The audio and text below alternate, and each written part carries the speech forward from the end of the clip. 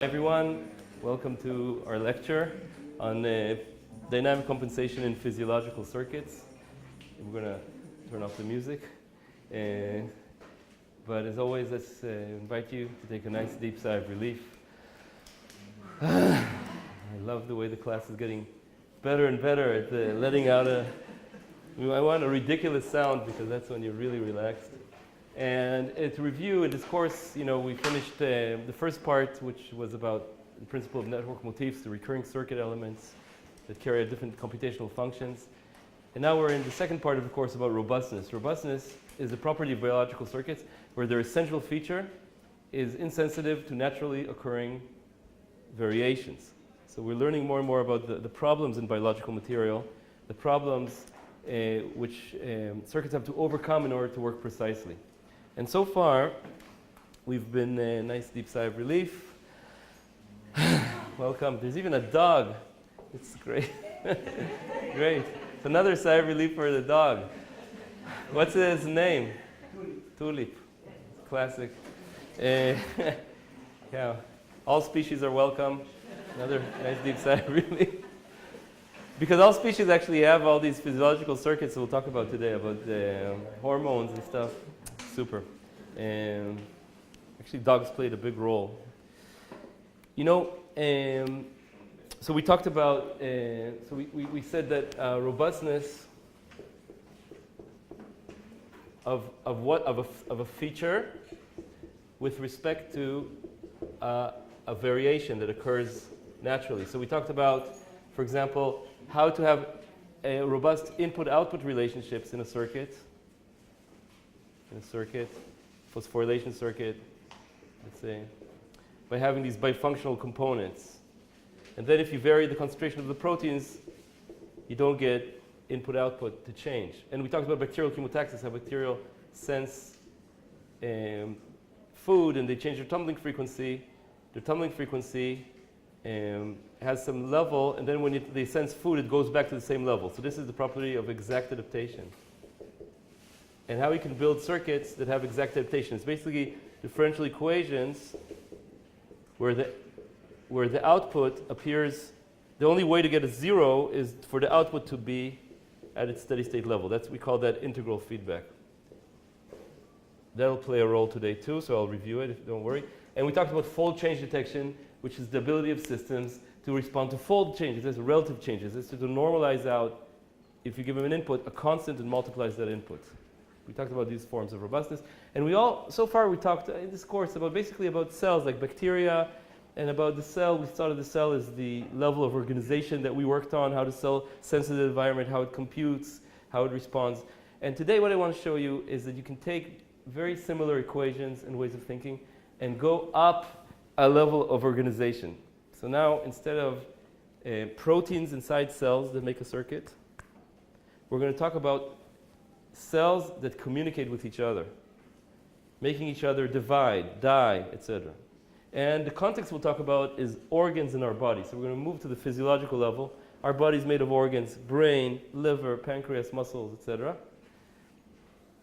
And these organs talk to each other, a lot of times through the bloodstream by secreted hormones, for example, send messages to each other in order to keep us in a good, balanced situation. All the thousands of important parameters in the body, like blood sugar, calcium, are kept at their good level so that our brains can work, our body can work.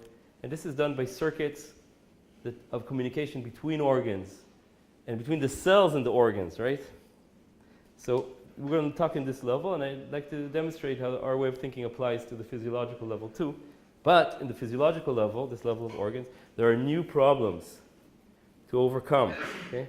We don't need to worry now about fluctuations of proteins inside the cell.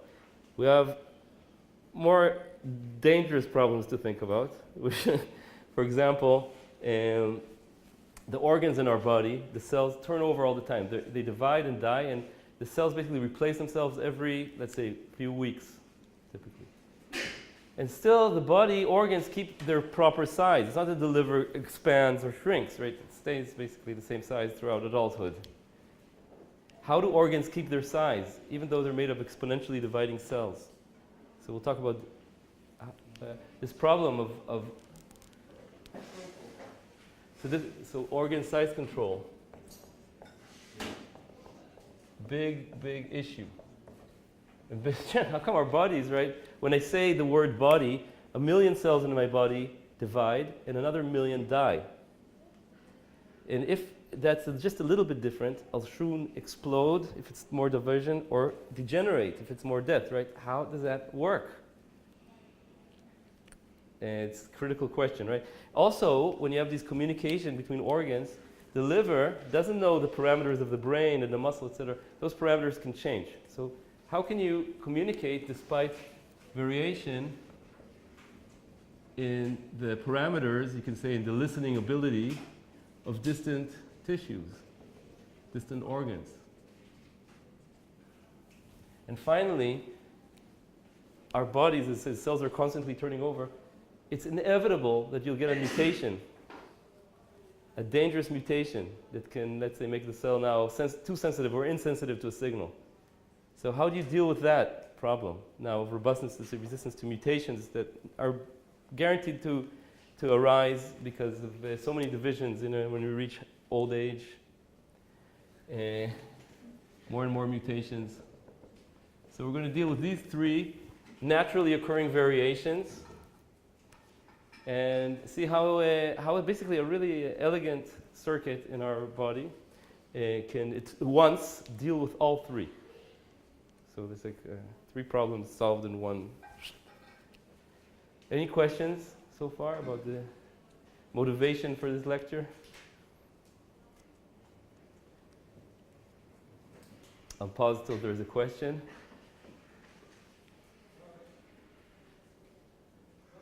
Who's going to ask a question? You? Okay, so let's take a nice deep sigh of relief. Things are so crystal clear.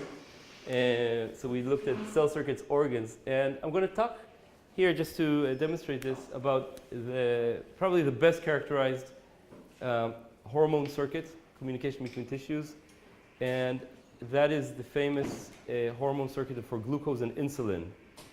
Yeah? Just wondering, how many of you have heard of insulin? Just raise your hand. It's a majority. Yeah. So I want to describe this circuit and see how it deals with these problems. And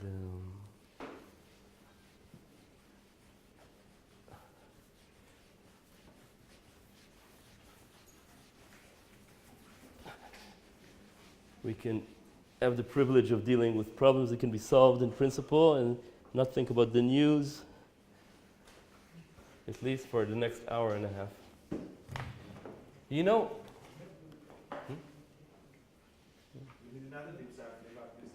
okay, let's take a nice deep sigh of relief.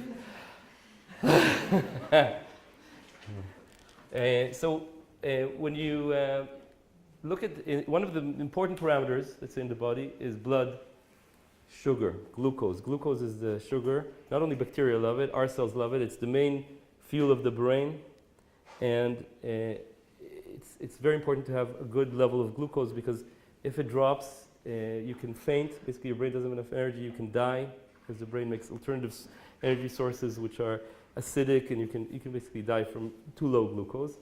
Too high glucose, it's a big problem. It causes the symptoms of diabetes. It starts getting attached to different proteins in the body and messing up our blood vessels, and you have these symptoms that I think you're all aware of. So you need to keep glucose in a good level. And indeed, if you do a blood test, you'll see that you're supposed to have 5 millimolar glucose, and plus minus 10% is the normal range. So different people here in the room at different times have a set point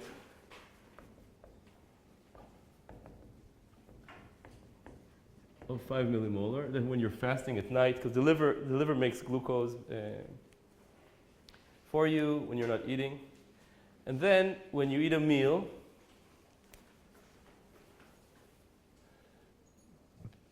the sugars are absorbed and glucose rises, right?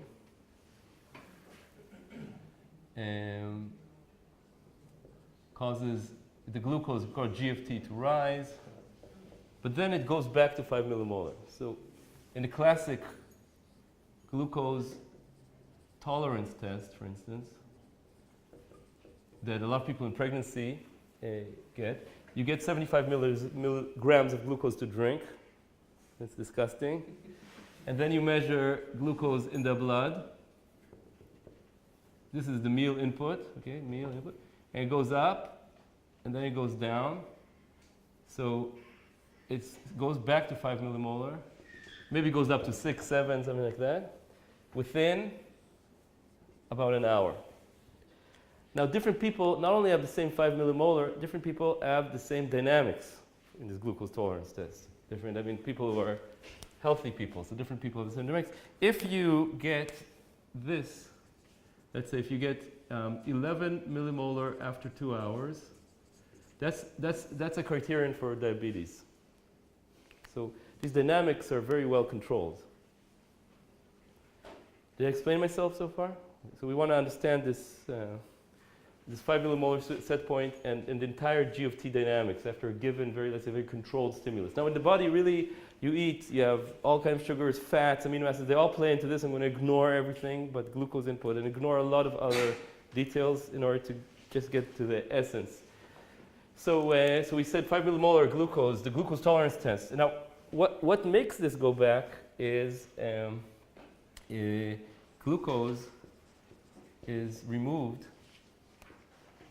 So what makes this go back is basically the body, all those organs, like muscles and fat, they take up glucose from the blood.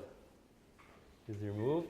And this removal by muscles, for example, muscle, fat, liver, etc. And removal is stimulated by a hormone called insulin. So different cells in our body, say in the muscles, have receptors for insulin. And when they sense insulin, they make and put into the membrane pumps that transport glucose from the blood and therefore remove glucose from the blood. Did I explain myself? So then they make pumps that take glucose from the blood and glucose levels go down. Now, who makes insulin? So we have a little organ in our body called the pancreas, love. And on this organ, it does a lot of things, are tiny little islands of 1,000 cells each, 1 million little islands like that, made of special cells called beta cells. Make insulin, produce insulin. That's their main job. They're insulin factories. Yeah? When glucose. And the insulin in a rate that increases with glucose in the blood. So the more glucose, the more insulin, the less glucose. So here are the beta cells. They have some function. They sense how much glucose there is and they produce insulin. And insulin increases the removal rate of glucose. Yeah.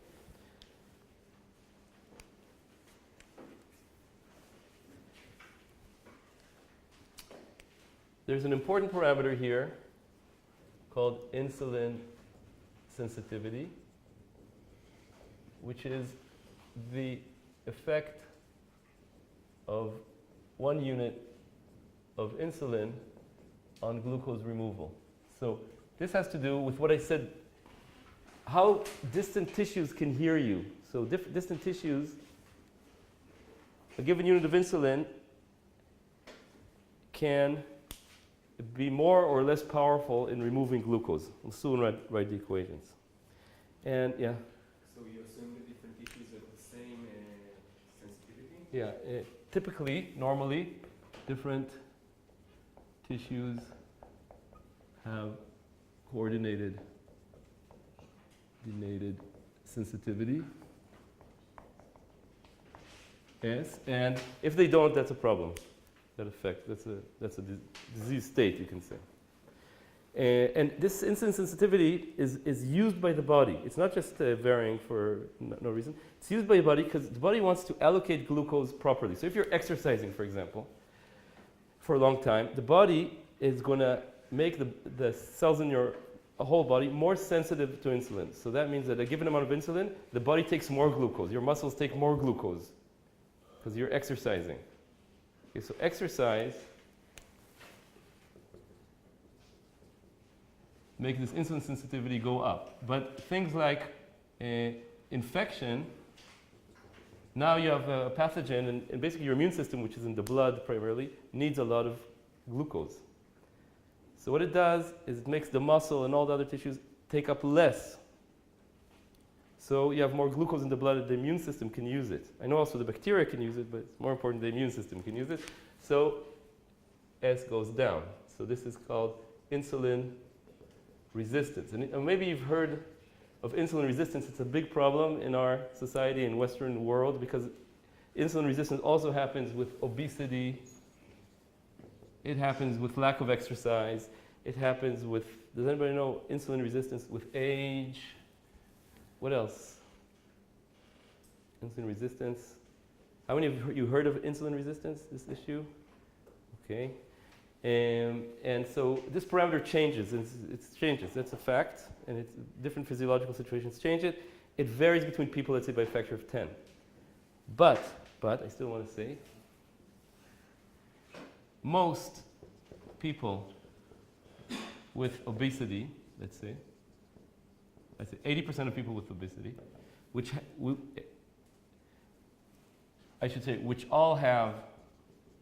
all people with obesity have insulin resistance.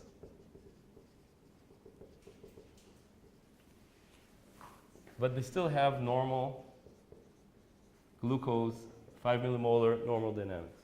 So despite, let's say, a tenfold variation in how much their distant tissues hear insulin, so their S is a tenth of that of a lean person, let's say,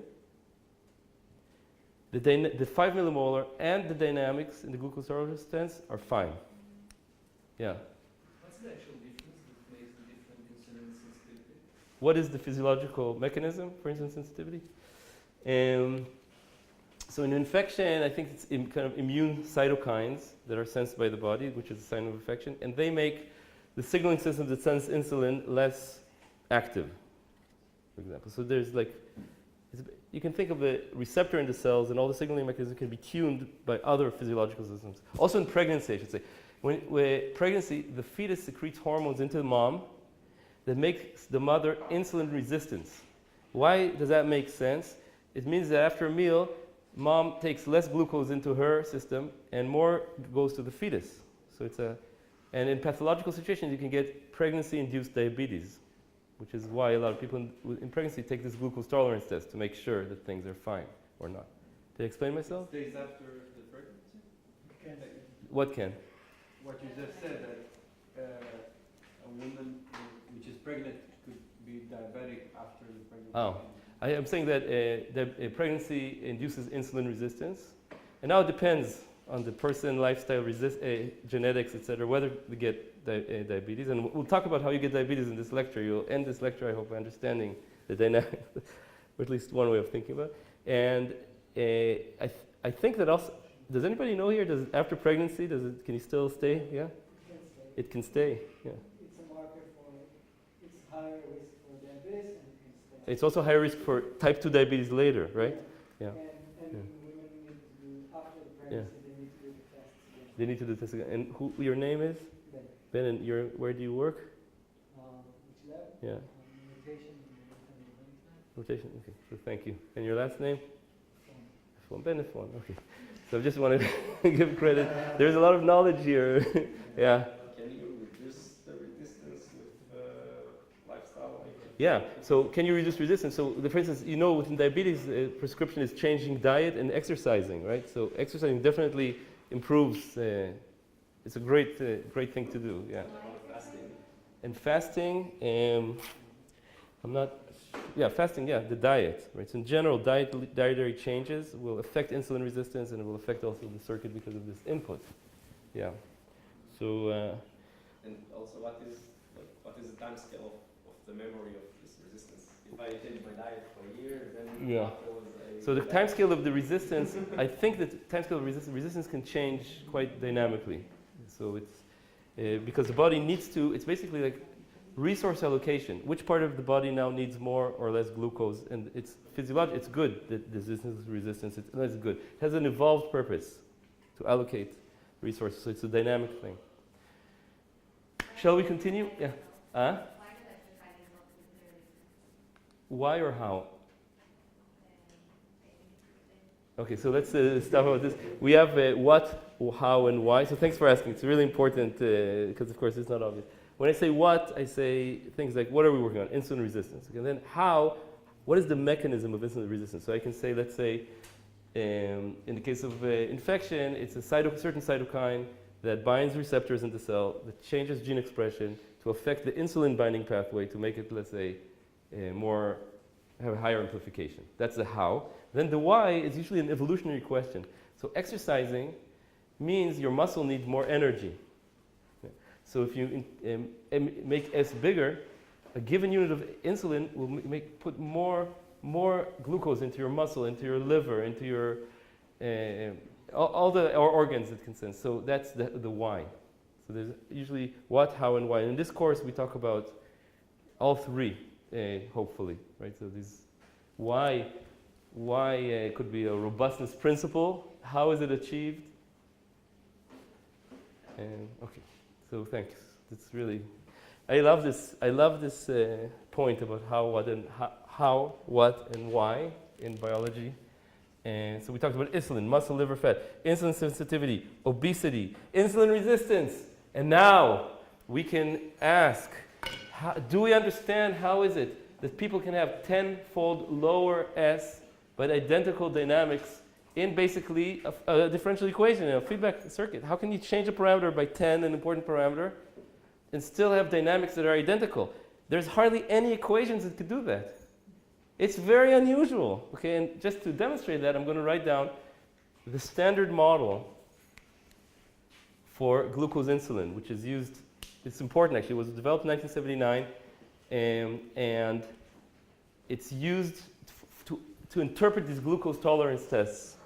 A clinically relevant model that's actually an example of a mathematical model that had big impact on medicine.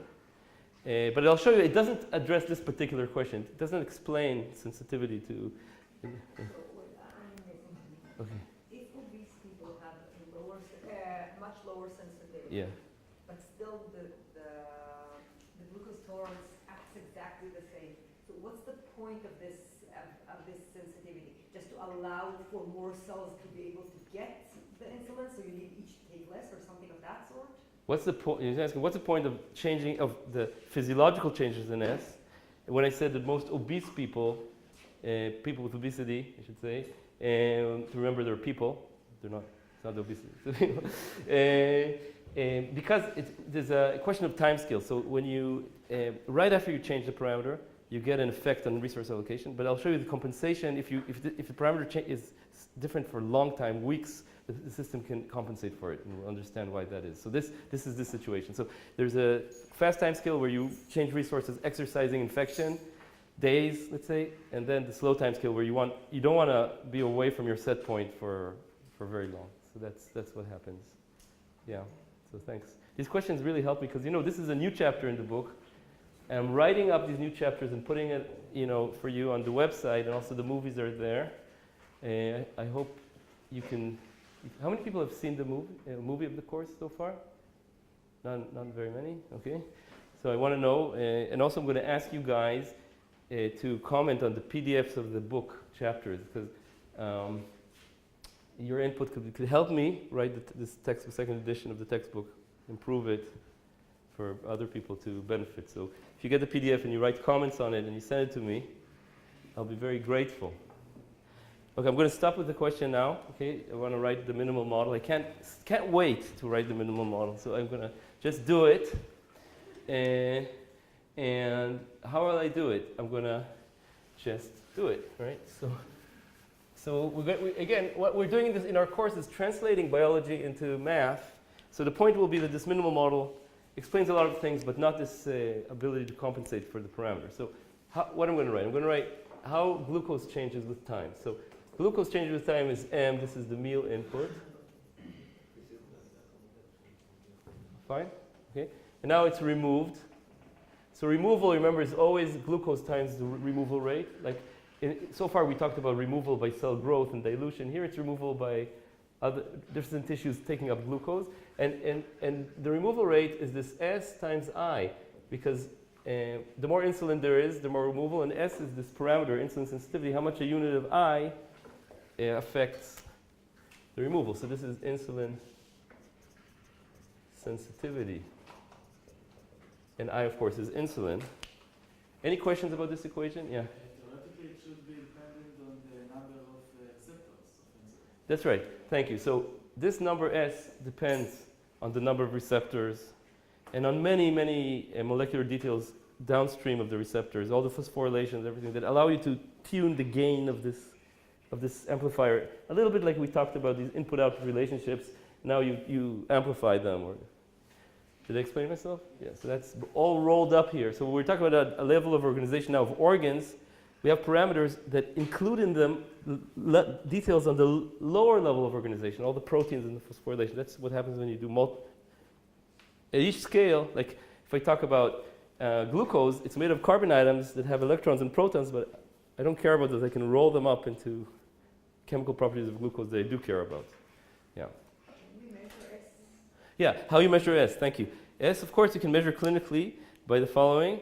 You inject a unit of insulin and you measure blood glucose. And you see how this unit of insulin causes a reduction in glucose. You don't take a meal, you increase insulin. Insulin and all the Yeah, it's increase insulin and see how glucose goes down. That's how you can give a number for S for a given person. Okay? So what is N in this equation, if not the glucose you insert into the system?